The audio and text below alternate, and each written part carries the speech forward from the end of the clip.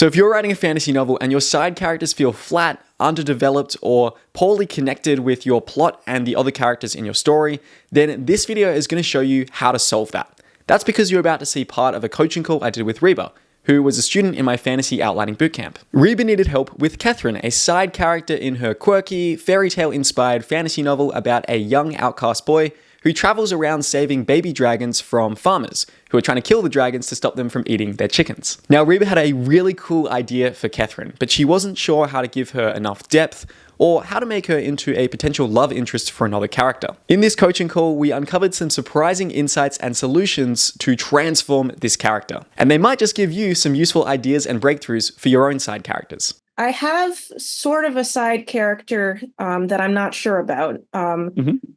Are they listed here? Catherine, but I haven't filled her out. Okay, no problem. Basically, she's based on the fairy tale, I think, Toads and Diamonds or something, where, basically the good sister gets blessed with, flowers and diamonds falling out of her mouth whenever she speaks, and the bad sister gets cursed with frogs and, snakes coming out of her mouth. Holy shit, that's rough. Yeah, it is. She's the bad sister. Nice. I just figured, I wanted to explore the, someone just having a bad day or just, having sort of like a bitchy personality and having this awful curse because of it, because they, talked back to the wrong person. Sure, yeah. And problem being like, hey, you could actually feed my chickens by talking to them. That's funny. Yeah, that could work well. So, but I don't really have much besides that she's, kind of a smart mouth, And I had the idea that maybe she's like a daughter of a magic merchant, because then I can go into more like how the magic, economy works. Yep. But I don't know. I feel like I'm not really sure how to go about fleshing her out. Okay, so two approaches that come to my mind straight away here is, number one is you just have Catherine be a character we just see for like one chapter, and it's almost a self-contained short story where we understand how she developed a curse and the fact that whenever she talks, like all of this stuff comes out of her mouth that then problems dragons can eat. That's one option. The second option is, because she's the daughter of a magic merchant and she really wants to be making all this money to purchase her status as a noble, and to kind of get this power, maybe when she sees Problem beginning to use the magic that he has learned from the dragons, she tries to become like a companion to him, to follow along with him so that she can learn what he's doing. And the way that she kind of does that is by like using her powers to show Problem like, oh, you're struggling to get enough food for your chickens? I can fix that. And then, spews out a bunch of snakes and frogs and all that stuff, and the chickens love it and it's delicious for them. And so then Problem, being like a very naive, innocent kid or whatever, is like, yeah, sure, okay, you can come along. And he doesn't realize that Catherine is there for, is it Catherine or Catherine? I was just thinking like Catherine, but with an E. Oh, sure, that's cool. Catherine, he doesn't realize that Catherine is there to try to like learn how this guy is using his legendary powers, because at this point, Problem probably has a bit of a reputation as this powerful wizard. So Catherine is like, if I can like ingratiate myself with him, I can maybe learn what he's doing, or I can like sell his services to people in order to make a lot of money and prestige here. Like she could be the one hyping him up. Making the rumors overinflate and then sort of collecting the money. Exactly. Right. Like imagine her as like imagine Problem is just like this indie rock star who just wants to like, not even rock star, indie rock musician who just wants to play his music. And then Catherine is like the slimy manager that gets involved and starts like booking him on really big tours and taking most of the money, and Problem's like not really getting anything from it. And he's sort of been manipulated in that way. But then, up to you over the course of the story, if you want to soften Catherine a little bit and actually take her through a bit of a positive change arc where she begins to actually become a decent person, or you just keep her being an asshole the whole time, and she eventually gets her comeuppance at the end potentially. I'm sort of picturing her as more like a likable asshole kind of thing. Okay, sure. Yeah. I can see that. Yeah. So does that sort of help with the direction for her? Yeah, definitely.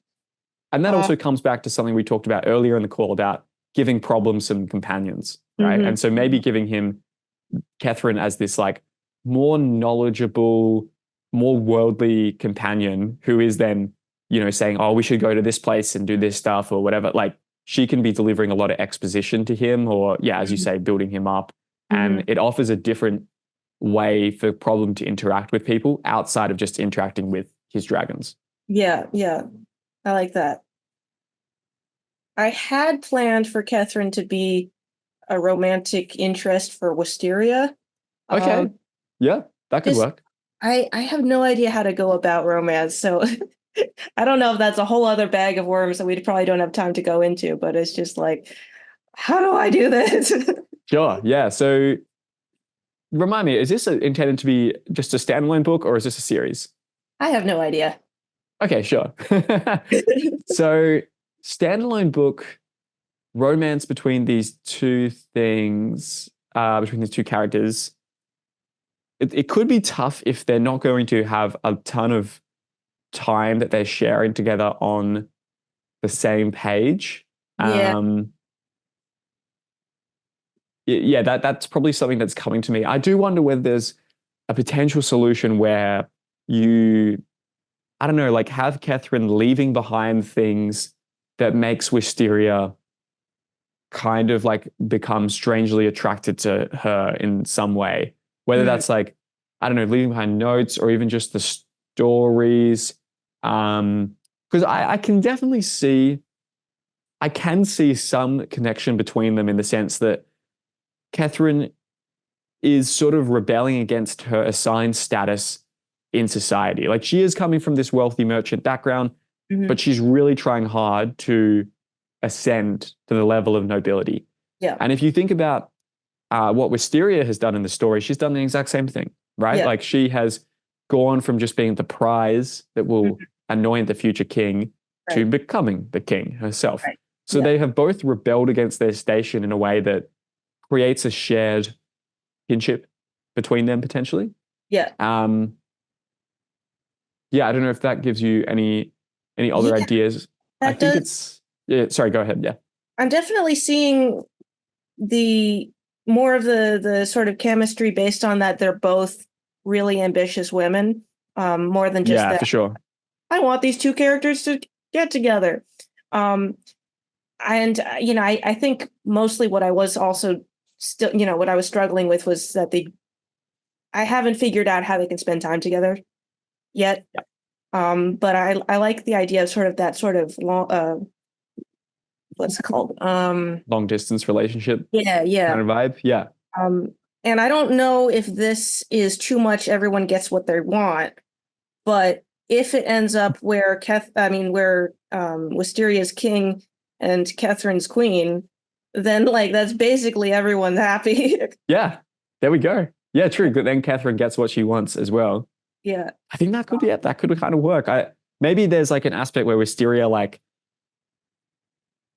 potentially this undermines the reveal that Problem is just like accidentally doing these things. But like if Wisteria figures out that Catherine is the one that has built up Problem's legend and has spread his reputation, maybe that's something that is her initial source of admiration for the girl. And then when they eventually meet up, that's when like the sparks kind of fly at this stage. And I wonder whether if Catherine finds out how Wisteria escaped from the castle, because it's a story that gets told in different towns that they pass through, if Catherine then kind of like expresses her admiration for Wisteria to Problem, Catherine's like, oh, like what an amazing woman. I can't believe that she managed to do that. I'd give anything to become, a noble myself. Something like that where. Well, I just thought of something. In a moment, we'll move on to the cool insight that Reba just had, and it is quite an interesting one.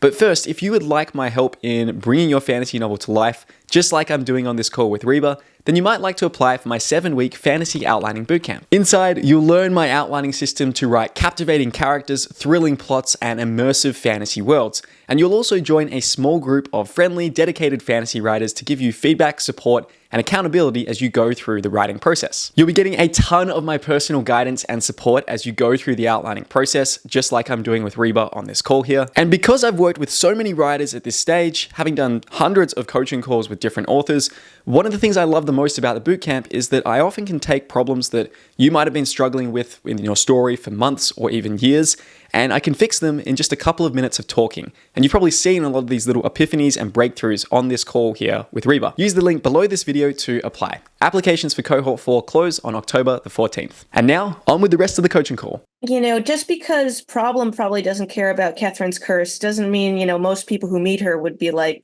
chill with her just spewing out snakes everywhere. So she's probably writing this down. She's probably writing stories about Problem to build him up. And that could be what Wisteria's finding and really just sort of falling in love with her storytelling ability and as an author. Yes, I could see that. Because does Catherine spew stuff out literally every word she says? Yeah, pretty much. Okay. Whenever I'm thinking every sentence, so not necessarily like every word, but What if she does a really long sentence with 100 words in it? maybe every breath. I don't know. Every breath Every that breath. she speaks. Every breath that she speaks. Okay, so not every breath that she takes, but just every breath that she speaks. Yeah. Yeah, cool. Because I think with her powers, like they're amusing, but they could be overdone a little bit.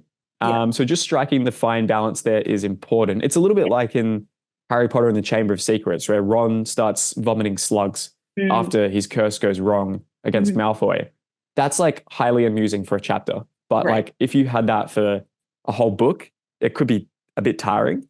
So I think figuring out like ways to have the curse still be a meaningful hindrance for Catherine without being something that feels overly repetitive would be important, I think. I was thinking that like in public, she just like doesn't speak as much. She just sort of like, glares and does rude body language and rolls her eye, stuff like that. And then when she's with Problem or just the dragons, then she, speaks or something. Yeah.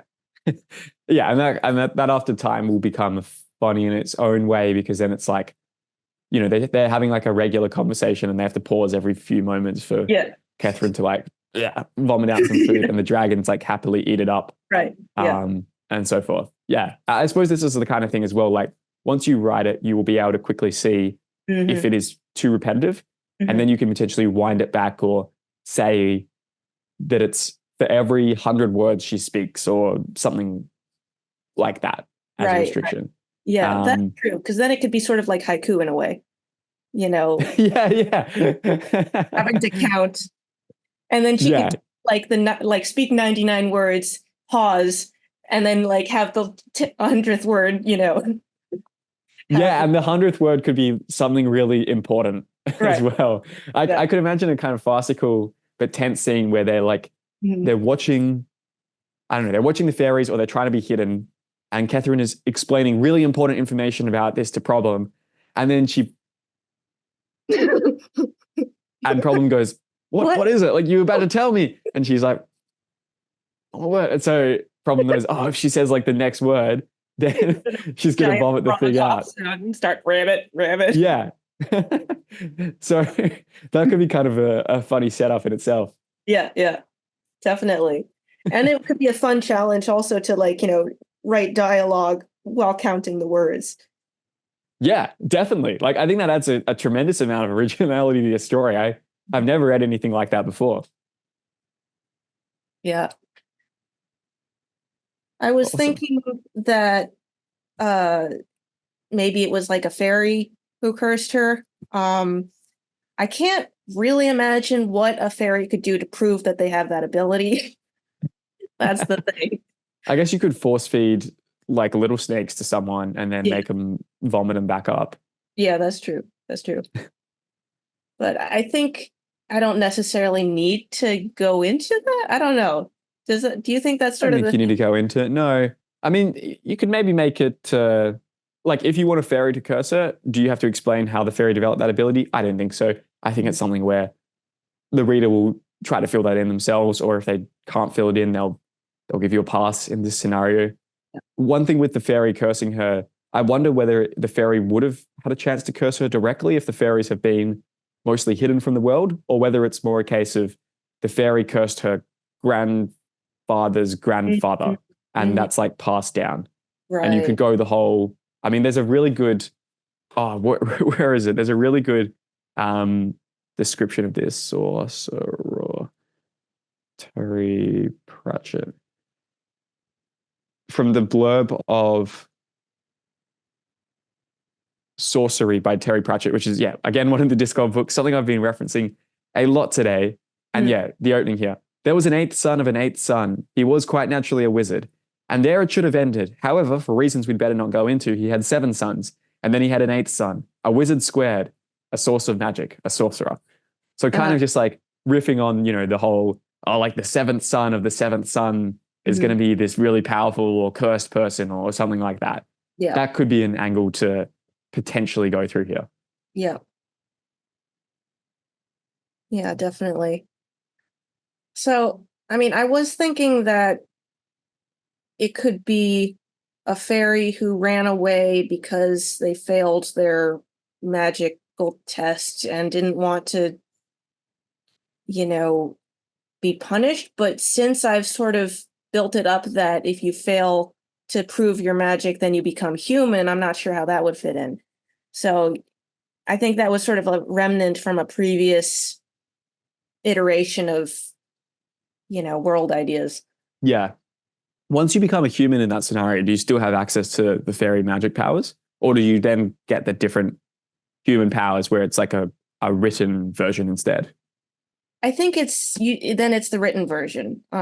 Although one thing I could say is that since a fairy would be fluent in their own language, they might be better at human magic because then it's like easier for them to learn it. I don't know. Since it's just writing down the language that they, They speak. Yeah. Potentially. I'm just thinking whether, since Catherine is the daughter of this merchant, I wonder if the fairy you're describing who was disgraced and became a first generation human then became like a fellow merchant or had some dealing with Catherine's father and it didn't go well. And that has motivated the fairy to then do this curse on Catherine or something. Right. Yeah, yeah. That's a good idea. How about because I do like the, good sister, bad sister thing. Yeah. Maybe, he became, the magical supplier. So he made write spells and the father sells them. Yeah, that works. Then he's like, I want to marry that daughter of yours. And maybe he's like denied. And so he's like, well, I'm going to curse your other daughter instead or something like that. Yeah, that works. That works. Yeah. Like maybe, even the fairy like gives the magical gift to the other daughter, the one he wants to marry. Right. And that, as you say, like is the good sister thing. And then he's like, oh, well, now I've given her this gift. Like I want to marry her. And the father goes, no. And then he's like, all right, fine. Well, I can't take away her gift because I gave that to her. And I maybe still have a crush on her or something, but I'm going to curse your other daughter instead. Take that. Yeah. Yeah, I like that. That works. Nice. Yeah. Okay. Awesome. Yeah. Right. Well, we'll wrap up in a second there, but do you have a last question that you want to go through, or is that more or less covered the main things you were thinking pretty about much today? covered. This has been very helpful. Where can I access this recording? I'll send it through to you after I get off here. It'll just be like a direct link. Awesome. Cool. Yeah. Awesome. Thanks so much for your help. That was a pleasure. This was really fun. I'm super excited by your story here. I love the tone. I think you have like one of the strongest senses of tone and voice. I'm kind of seeing in all the stories coming through this program, just because you've very clearly articulated that you want this very farcical, somewhat comedic tone here. I think it's working really nicely. So yeah, like hopefully this has addressed a few of the sticking points or roadblocks that might have been there. And hopefully, yeah, you're feeling a bit more excited about where the story is going from this point on. I am. Thanks.